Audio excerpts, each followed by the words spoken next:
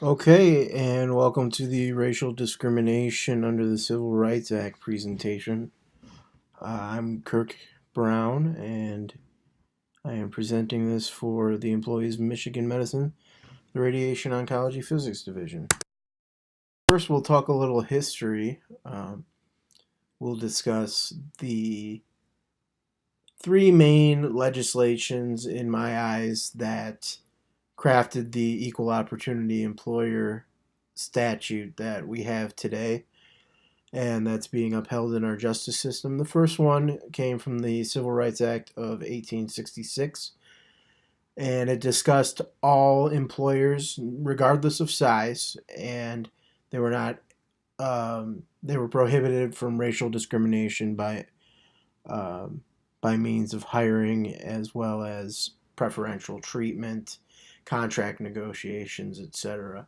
In 1964, um, Congress narrowed that down a little bit and brought it to all public and private employers with more than 15 employees. And they did this in order to maintain working relationships with organizations that could be construed as family businesses.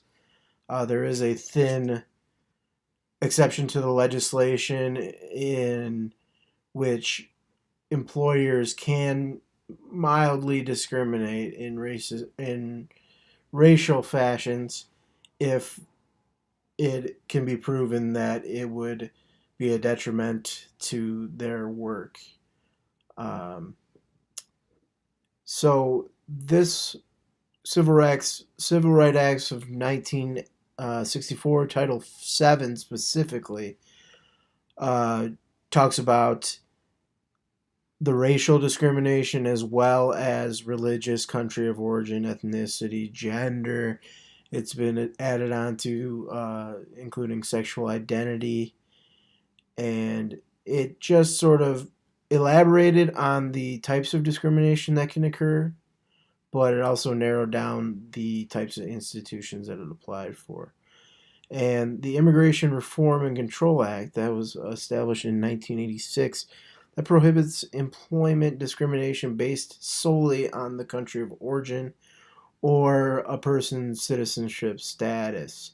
And this is due to all organizations with more than just 4 employees. I spent most of my time on that last slide talking about Title VII of the Civil Rights Act of 1964. I did that because this is the most important part of legislation that has led to where our equal opportunity employment standards are today. And mainly, they set down a set of things that employers are not allowed to do, and that they may be found guilty of illegal activities by doing so. The first of which is the improper classification and segregation. That's all the way at the bottom of the list here. Um, I say this first because going into a job hiring scenario and saying, okay, we're only going to hire Caucasian people, that's already classifying people and segregating them. That's before somebody has even walked through the door and gotten established. And once they do get established, it's a slippery slope of things that employers could do, such as price or wage discrimination, paying uh, employees of a different race less or affording fewer benefits, education opportunities, and other features of a job or benefits that would be uh, afforded to similar um, races to the management and administration. Now, when we're talking about the differences between the state statutes as opposed to the federal statutes, we're not looking at very big differences. All state statutes are going to pretty much be identical to the federal status or statutes. And that's because the Civil Rights Act of 1964, specifically Title VII, was very clear and did not leave much room for guessing in the way of what is appropriate hiring and job maintaining behavior on an employer standpoint. Minor differences can be found uh, just in the procedures that follow, um, as well as the agencies that are utilized. So a state might not go directly to the EEOC. They might have an in-state agency which can first be called and possibly be for preventative purposes. But if we're talking about things that have already been squallered, we're talking to the Equal Opportunity Employment Commission. And this is the government agency that investigates claims about racial discrimination as well as other forms of discrimination that we've listed before on the previous slides. And these are not the people that you want to be involved with if you are an employer. They're going to stretch out an investigation in the lengthiest way possible and the most expensive way possible. And don't even mention, we're not even mentioning the publicity, the negative publicity and the negative image. Decisions made by the EEOC are then reaffirmed by the U.S. Supreme Court. And if the EEOC has a strong enough case, which they usually do if they're taking it to court, the U.S. Supreme Court is there to back them up. We'll talk a little bit about what the Equal Opportunity Employment Commission does in terms of when a complaint is filed. Remembering that these are only applicable to employers with more than 15 employees.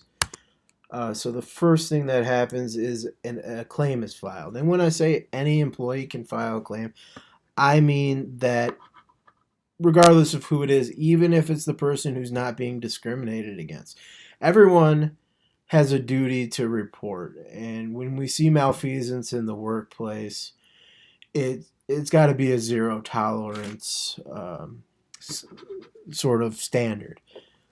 So if I see some discrimination happening, I am able to file an EEOC claim. What happens next is that claim is received. The employer is notified that they are the target of an investigation, and they are asked for an initial statement of position. Basically, this is the employer's chance to come clean or try to rectify the situation. Additionally, the commission can ask for additional documents such as human resource papers, personnel files, anything they might need to build a case. Next, these guys are going to show up at your door and they're going to ask to interview anybody and everybody, and that's where the length and the cost of these investigations come from. And so say they are going to find something on you. They're going to take you to court, and it's going to be a long litigation process. If the employer is able to settle it out of court, that is the best opportunity for them to just go through arbitrating or mediating rather than have to deal with the court and the length and the cost of that. But once they are found guilty of a violation of a racial discrimination, they're going to be fined upwards of $300,000 depending on the company size. The minimum fine being $100,000. So the recent case law behind this, here's a case from 2015, which talks about the Pioneer Hotel in Nevada, and they had 6 Latino employees that were discriminated against in the form of racial slurs, as well as other offensive language and gestures, and they were told they were not to speak Spanish, including on their lunch breaks, which is a First Amendment issue as well. So EEOC got wind of it and took the Pioneer Hotel to court, and they have been placed under a 4-year decree stating that they need to undergo a revamp in human resources as well as pay $150,000 worth in damages to these 4 men. Another case came in 2012. That was the EEOC versus Rugo Stone LLC. And this focused on one Islamic practicing employee, and he came from Pakistan. His case was based on employees and management insulting him and making racial slurs based on the color of his skin and sharing their opinions on Islam. These acts found the company in court and having to pay $40,000 in damages to this employee. Managers and supervisors, as well as employees, need to undergo an anti-harassment training as well as reconstitute their bylaws in that area based on the 3-year decree sent down by the EEOC. Now let's talk about how we can comply as a health system. And it seems easy enough, but let's just simply think about being smart. If it doesn't need to be said, then please don't say it, right? Just don't treat anybody unfavorably based on their race, creed, etc. As a matter of fact, just treat everyone the same, and that's how you would like to be treated.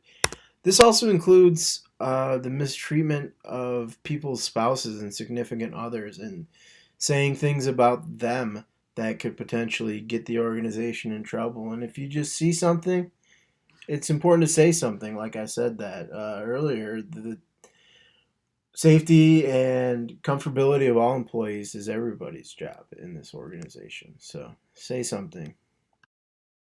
A little bit more on compliance. Some very brief harassment definitions and what constitutes harassment would be the use of racial slurs and other derogatory remarks. Symbols and gestures that could be construed as offensive. And when you feel an environment beginning to become hostile or uncomfortable, it's probably because someone is offended, and that could lead to harassment. And just keep in mind that Michigan Medicine is an equal opportunity employer.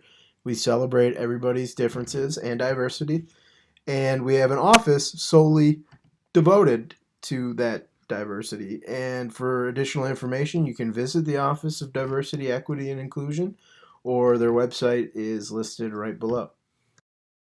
And that brings me to the end of my presentation. Thank you so much for your time today. If you have any questions, this is the time for them.